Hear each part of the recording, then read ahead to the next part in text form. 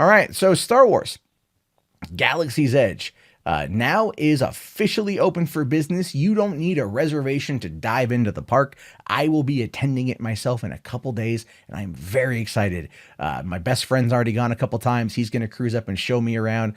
But there's been some reports that have been coming out that aren't very good concerning the $1 billion park that Disney built. The $1 billion baby of Bob Iger seems to have a bit of a problem, and that is Galaxy's Edge crowds are lighter than expected, according to a new report. And this is wild. I mean, we're talking, this is July. This is the blackout month. If you've got the annual pass, this is when you got to pay the most money to get your ass in that park.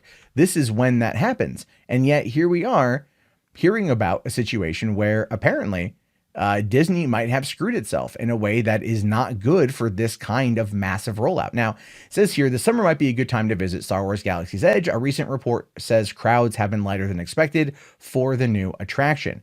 And I'm not just hearing for Galaxy's Edge. I'm hearing for the entire park.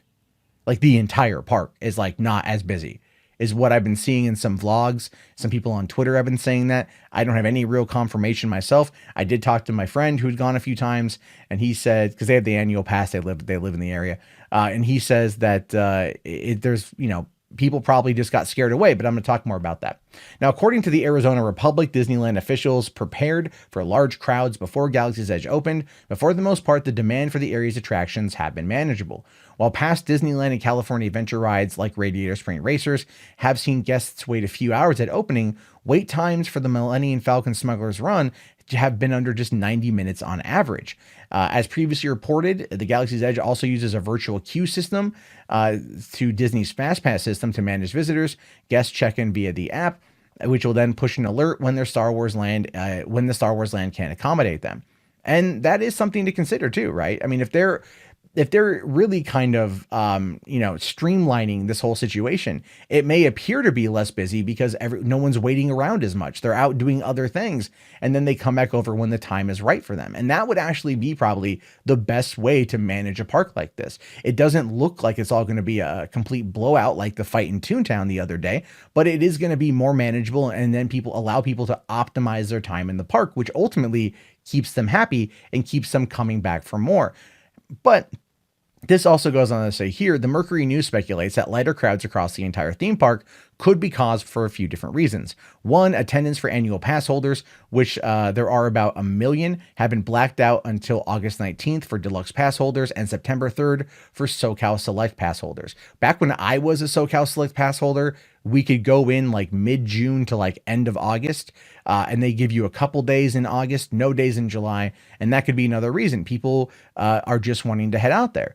They want to make sure that it's not bogged down by those pesky Southern California natives that use their ID to get a cheaper ticket, although that's not happening anymore either. Also, more guests might be visiting California Adventures for new and returning attractions like Pixar Pier, Soaring Over California, and the World of Color nighttime show. Guests could also be waiting until the Rise of the Resistance attraction opens this fall. And look, I live in Washington, so getting down to California is something I do a couple times a year, but getting to Anaheim, specifically to Disneyland, is like a once a year thing for me, if I'm lucky. So this time it's actually working out for me, but I'd love to see the Rise of the Resistance, and it's just simply not there yet. However, there is also something to consider. Prices went up. For right now, when I'm going to be going this week, it's going to cost me $100 if I just want to go to Disneyland, or $150 for a park hopper. Back in 2010 or 2011, when I had my annual pass, it was $180 for a full year SoCal Select pass, right? It was like the price of 2 tickets. They were like $90 a piece. That was like a park hopper, I believe. It's raised the prices so much that the average family is not going to be able to go and attend. Disney has its sycophants. It has its people who love them, and they're going to be the ones who spend the money, but the average people are going to probably have to wait. And right now, if all they heard was this reservation system for a few weeks in order to make sure that people got into the park, and they thought that it was just going to be crazy busy and crazy long lines, they just chose to not go. I mean, look at the situation over with Universal Studios Orlando and the Hagrid ride. On that opening weekend for the Hagrid ride, it was like 12-hour wait, and people were doing it. When word gets around of there being a 12-hour wait for a 2-minute ride, people are just, they're going to stop going. They're not going to plan a trip for a while to let the crowds die down. And that ultimately cuts into the bottom line. And when it cuts into the bottom line, that's when we come over to this weird piece of a story over here that I have no way of confirming, but I'm also no way of disproving. So anyway, Scott Gustin, who is as a writer, he says here to kind of poke fun at Disney, to show how well Disneyland has handled. Well, maybe it's not poking fun, but of just how busy it is. This is a photo of Little Mermaid when it opened back in 2011. Okay, so this tweet's inconsequential, but this woman right here, Kay Sloan, a very small account with only a few followers, only been around for a little bit. She comes in and just says, the interest just isn't there for Galaxy's Edge. I was there last week and it was a ghost town throughout the entire park. Now, the question that becomes I have on that front is, when she says entire park in all caps, is she referring to Disneyland as a whole or Galaxy's Edge? Because Galaxy's Edge isn't a park, it's a land. You have the rest of the theme park that's out there, all the other elements at play. So is it just Galaxy's Edge that is slow? And then, of course, the picture here is just a lot of open space. A lot of open space. And this is from July 1st is when this image was posted. But this one would have been probably at the end of the month. And this could have been during still the reservation time at Galaxy's Edge. So it would have been a little bit slower because they wanted to manage and get as many people through as they could without causing a lot of problems.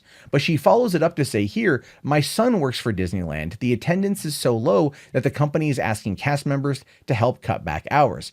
Cast member blackout dates have been lifted. Did you see Disneyland's social media page today? The resort is begging people to return. And so that could be another factor in it as well, where what you have is a situation where the attendance is lower than expected. They overcompensated by bringing on a lot of cast members, thinking that they were going to need them to accommodate everybody. And now they're trying to ask people if they want to go home early because they want to cut back on hours because they spent $1 billion on this park for this specific, part of the country. Disney World has got its own Galaxy's Edge, which is going to cost $1 billion itself. So that is something to consider there. If it's underperforming and attendance is low, it could be the blackout dates. It could be the rising prices. It could be the fact that it's that Rise of the Resistance isn't there. But I did ask my friend about this because I wanted to get his opinion before I recorded this segment. And he told me, is like, basically, there's one ride, there's one bar, a couple of little shops, and that's really about it. There's not much there yet. And so as a result of that, it could just have this negative effect where they hyped it so much. Disney hyped it so much that at the end of the day, there was quite literally, it had the opposite effect of getting people in the door. It ended up just killing it because the average person didn't want to go through the trouble of going there for just what was considered not too much. And they thought it was going to be bigger than it was, and it ended up just kind of biting them in the ass. But we'll have to wait and see what happens with that, because at this point, anything could be happening. I really no idea. But I'll know more when I see it next week, and I'll let you guys know too what I think.